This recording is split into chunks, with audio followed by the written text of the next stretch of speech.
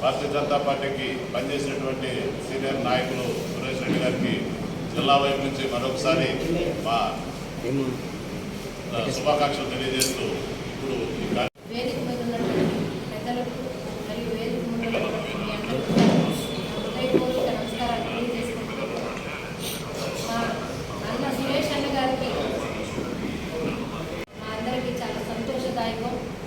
ఎందుకంటే ఆయన నాకు తెలిసి 2000 సంవత్సరం నుంచి నాకు పరిచయం అన్న అప్పటి నుంచి కూడా ఎన్నో ఉద్యమాలు చేస్తూ పార్టీని చాలా బలోపేతం చేసినటువంటి వ్యక్తి. వచ్చిన తర్వాత మాకు తెలిసింది సురేష్ అన్న ఒక్కటే. సురేష్ అన్న అంటే బీజేపీ అనే విధంగా ఆ రోజుల్లో ఉన్నది. అటువంటి టైంలో నన్ను బీజేపీలోకి వారు ఆహ్వానించారు. కానీ ఆ రోజు నా కుటుంబ పరిస్థితుల నుంచి నేను రాలేకపోయినప్పటికీ ఈరోజు అన్నతో కలిసి పనిచేయడం అనేది నిజంగా నా అదృష్టం. దేశం కోసం, ధర్మం కోసం ఆయన మార్గదర్శిగా ఉండాలని మనస్ఫూర్తిగా కోరుకుంటూ జై హింద్.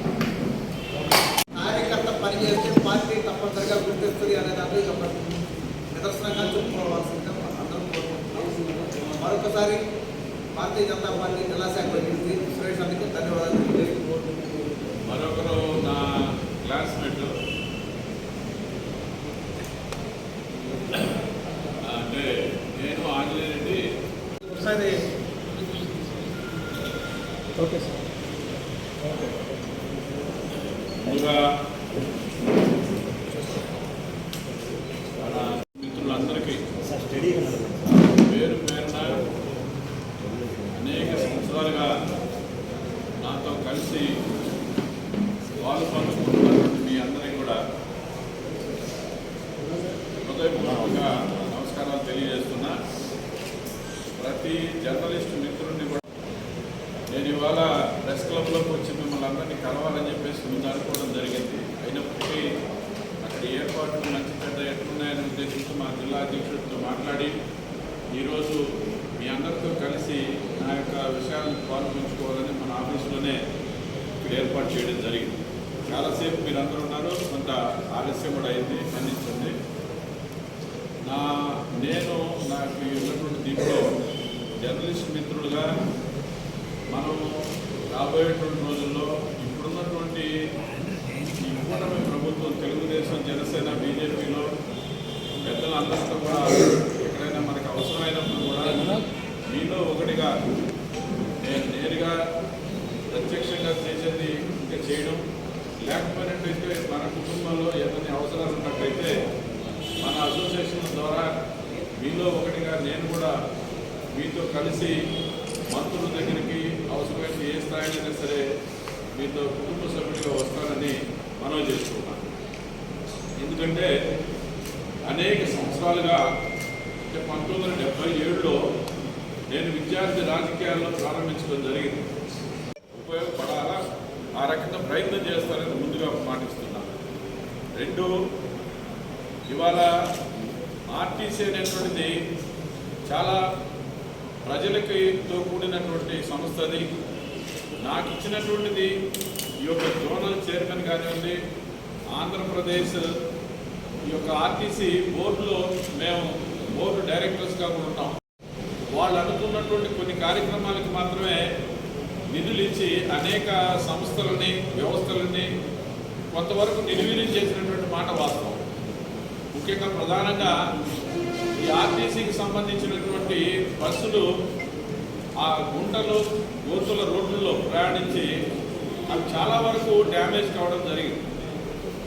ఆనాడు ఉన్నటువంటి ప్రభుత్వం ఎక్కడ కూడా కట్టడం పట్టేసినటువంటి పరిస్థితి లేదు. అనేక మంది ప్రయాణికులు కానీ, ఆర్టీసీ వ్యవస్థ కానీ కొంతవరకు నాశనం కావడానికి అది కూడా ఒక కారణం. అయితే నేను వ్యక్తిగతంగా ఎవరిని ఏం అనడం లేదు. ఇవాళ ఇది చాలా బాధ్యతతో కూడుకున్నటువంటి పని. ఒకటి, ఆర్టీసీలో ఇవాళ సుమారుగా 8 నుంచి 10,000 మంది కార్మికుల యొక్క జీవితాలు దాంతో ముడిపడి ఉన్నాయి. కొంతమంది పెన్షనర్స్ ఉన్నారు. 8,000 పైచిలకు అక్కడ ఉన్నటువంటి కార్మికుల యొక్క వ్యవస్థ ఉంది.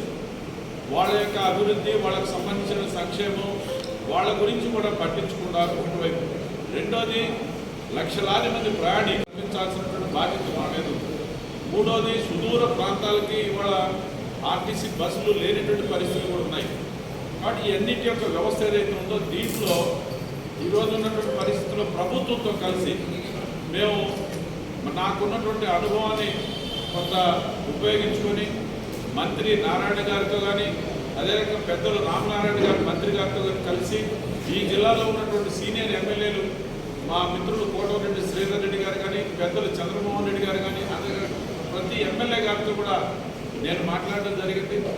రాష్ట్రంలో మా బోర్డు చైర్మన్ కొనకళ్ళ నారాయణ గారు వారు సీనియర్ రాజకీయవేత్త, వారితో కూడా నిన్నటి రోజు నేను కలిసి మాట్లాడడం జరిగింది. అదే రకంగా ఇవాళ అన్ని జిల్లాలకు సంబంధించి 3 జిల్లాల్లో ఉన్నటువంటి శాసనసభ్యులు అందరితో కూడా కలిసి ఈ యొక్క అభివృద్ధిలో ఆర్టీసీకి కావలసినటువంటి ఈ యొక్క కొత్త బస్సుల యొక్క వేయడం విషయంలో కానీ అదే రకంగా సౌకర్యాలు మెరుగుపరిచే విషయంలో కానీ మన యొక్క ఎంపీ గారు ప్రభాకర్ రెడ్డి గారు కొన్ని నూతనమైనటువంటి ఆలోచనలు కూడా వారు నాకు చెప్పడం జరిగింది. చాలా సంతోషం. వారు కూడా ప్రత్యేకించి కేంద్రం ద్వారా కొన్ని నిధులు సంపాదించి మన ప్రాంతంలో అభివృద్ధి చేయడానికి కోసం కూడా వారు కూడా సహకరిస్తారని చెప్పారు. ఆ రకంగా మనం ఈ జిల్లాలో ఉన్నటువంటి పెద్దలందరినీ కూడా కలిసి ఈ యొక్క ప్రజల సంక్షేమం విషయంలో స్వచ్ఛంద సంస్థలు కానీ లేదా సిఎస్ఆర్ ఫండ్స్ కానీ ఏదైనా సరే వీలైనంత వరకు తీసుకొచ్చి ఉన్నటువంటి పరిస్థితులను మెరుగుపరచడానికి కోసంగా మనకు ఉన్నటువంటి ఈ యొక్క డివిజన్ ఈ యొక్క ఏదైతే ఉందో ఈ ప్రాంతాల్లో ఆర్టీసీని ఒక మెరుగైనటువంటి ఒక సంస్థగా ప్రజలకు అందించేటువంటి ప్రయత్నంలో నా వంతు నేను ఖచ్చితంగా కృషి చేస్తానని ఈ సందర్భంగా నేను తెలియజేస్తున్నా. అదే రకంగా 21వ తారీఖు మన యొక్క రీజనల్ కేంద్రమైనటువంటి నెల్లూరులో ప్రమాణ స్వీకారోత్సవం కూడా ఉంటుంది. దానికి సంబంధించినటువంటిది నా మిత్రులు నాకు చిన్ననాటి నుంచి స్నేహితులైనటువంటి ఎమ్మెల్యే శ్రీధర్ రెడ్డి గారు వారి ఆధ్వర్యంలో వారి నియోజకవర్గం కాబట్టి వారు ప్రధానంగా వారు ఉంటారు. మా చైర్మన్ గారు కొనకళ్ళ నారాయణ గారు వస్తున్నారు. మా పార్టీ పెద్దలు మాజీ వైద్య శాఖ మంత్రి కామినేని శ్రీనివాస్ గారు వారు కూడా వస్తున్నారు. పెద్దలు ప్రభాకర్ రెడ్డి గారు కూడా వస్తారని చెప్పి తెలియజేయడం జరిగింది. ఇలా ఎందుకంటే ఇది ముహూర్తం టైంలో అసెంబ్లీ ఉంది కాబట్టి రాయేశ్వర అసెంబ్లీ ఉన్నటువంటి సమయం కాబట్టి పెద్దలు నారాయణ గారు కానీ పెద్దలు రామనారాయణ గారు కానీ వాళ్ళు రానటువంటి పరిస్థితి, వాళ్ళు మాకు ఆశీస్సులు అందించారు. ఈ జిల్లాలో ఉన్నటువంటి పరిస్థితుల దృష్ట్యా సోమిరెడ్డి చంద్రమోహన్ రెడ్డి గారు కానీ అందరూ కూడా ప్రతి ఒక్కరు పేరు పేరున వాళ్ళందరూ కూడా మనతో కలిసి పనిచేయడానికి కోసం నేను ముందుగా వెళ్ళి వాళ్ళతో మాట్లాడడం జరిగింది.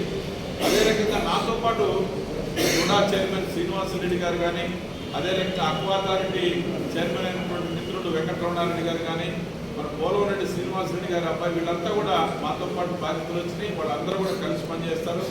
అదే రకంగా మాకు మనబాక కృష్ణయ్య గారు మా కుటుంబ సభ్యులు, ఆయన కూడా నాకు ఎప్పటి నుంచో పరిచయం.